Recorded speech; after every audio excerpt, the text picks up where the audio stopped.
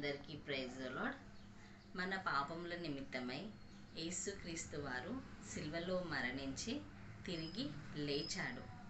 మన పాపముల నిమిత్తమై యేసుక్రీస్తు వారు సిలువలో మరణించి తిరిగి లేచాడని నీవు ఏ రోజు, ఏ సమయమందు, ఏ నెల, ఏ సంవత్సరం నీవు విశ్వసించావు? ఒకవేళ నీవు విశ్వసించినట్లయితే నీలో పాపము ఉండదు. నీలో ఇంకా పాపము ఉన్నట్లయితే నీవు యేసుని విశ్వసించని వ్యక్తివి. కాబట్టి ఒకవేళ నీలో పాపము ఉన్నట్లయితే ఆయన పాదముల చెంత చేరి పశ్చాత్తాప హృదయముతో ఆయన పాదాల దగ్గర నీవు చేరినట్టయితే నీ పాపములను తప్పక ఆయన క్షమిస్తాడు. నిన్ను పరిశుద్ధునిగా మారుస్తాడు. నిత్య జీవాన్ని దేవుడు నీకు ఇస్తాడు. ఆమెన్. ప్రైజ్.